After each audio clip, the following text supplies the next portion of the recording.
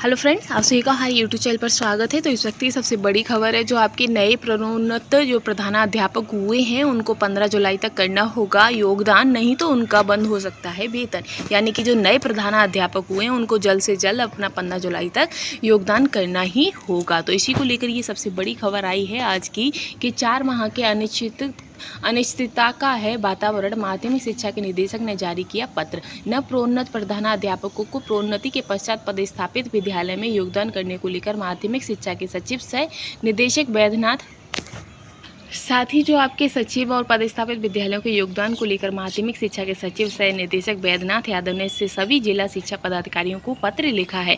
निदेशक ने कहा है कि राजकीयकृत परियोजना उच्च विद्यालय के सहायक शिक्षकों को प्रधानाध्यापक के पद पर प्रोन्नत किया गया है, पर नव प्रोन्नत प्रधानाध्यापकों को विभागीय आदेश के द्वारा विद्यालय में आदेश निर्गत की तिथि से पदस्थापित करते हुए 3 दिनों के अंदर नव पदस्थापित विद्यालय का पदभार ग्रहण करने का आदेश दिया गया है। परंतु यह सूचना प्राप्त हो रही है कि नव पदस्थापित 507 प्रधानाध्यापकों में से कुछ प्रधानाध्यापक द्वारा ही अभी तक अपना योगदान समर्पित नहीं किया गया है। नव प्रोन्नत 507 प्रधानाध्यापकों में से कुछ प्रधानाध्यापकों द्वारा अभी आवेदन समर्पित किया गया है, जिसमें से उन्होंने कहा है कि वे प्रधानाध्यापक के पद पर रहना नहीं चाहते हैं। कुछ प्रधानाध्यापकों ने कहा है कि प्रधानाध्यापक के पद पर योगदान हेतु हुए उन्हें विरमित नहीं किया जाए, क्योंकि वह सहायक शिक्षक के पद पर ही अपने विद्यालय में बने रहना चाहते हैं। कुछ प्रधान अध्यापकों के द्वारा इस विद्यालय में अथवा अन्य मनोकूल विद्यालय में प्रधानाध्यापक के पद पर पदस्थापन हेतु अनुरोध किया गया है, और कई प्रधानाध्यापक द्वारा यह भी सूचित किया गया है कि उन्हें पदस्थापित विद्यालय में योगदान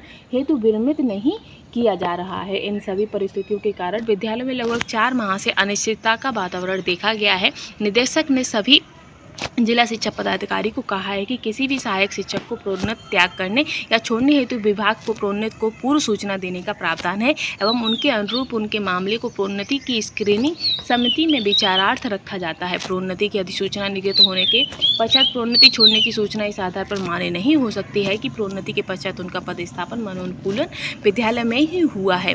इन सभी बातों को ध्यान में रखते हुए माध्यमिक शिक्षा के निदेशक ने 3 निर्देश दिए हैं। पहला यह है कि सभी जिला शिक्षा पदाधिकारी विद्यालय में वरीयतम सहायक शिक्षक और प्रधानाध्यापक का भार देते हुए प्रोन्नति प्राप्त प्रधानाध्यापक को उनके पदस्थापित विद्यालय में योगदान हेतु 15 जुलाई तक निश्चित रूप से विरमित करेंगे।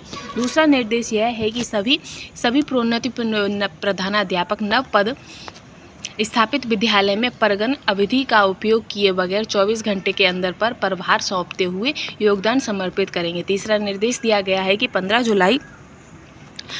जुलाई तक जिला शिक्षा पदाधिकारी द्वारा विरमित नहीं किए जाने की स्थिति में संबंधित प्रधानाध्यापक स्वतः विरमित समझे जाएंगे। निदेशक ने कहा है कि नव प्रोन्नत प्रधानाध्यापकों के जुलाई महीने का वेतन पदस्थापित विद्यालय में योगदान करने का देय होगा। इसके पहले इस आदेश का अनुपालन नहीं किए जाने के कारण यदि किसी प्रधानाध्यापक का वेतन स्थगित किया गया है तो उपस्थिति के आधार पर जून महीने का वेतन भुगतान होगा। इसके साथ ही निदेशक ने यह भी कहा है कि यदि किसी प्रोन्नत अध्यापकों को व्यक्तिगत समस्या है तो आदेश के अनुपालन के उपरांत उनके द्वारा दिए गए अभ्यावेदन पर नियमानुकूलन पर विचार किया जाएगा। यानी कि क्लियर यही है कि आपको हर हाल में 15 जुलाई तक अपने नए स्कूल में जाना होगा, वहाँ पर ज्वाइनिंग लेटर जो भी है आपका उसको क्लियर करना होगा। अगर आपको नहीं करना है और किसी भी स्थिति में आप नहीं करते तो आप पर कार्रवाई होगी। साथ ही आपका जो जुलाई का वेतन है वो भी नहीं आएगा।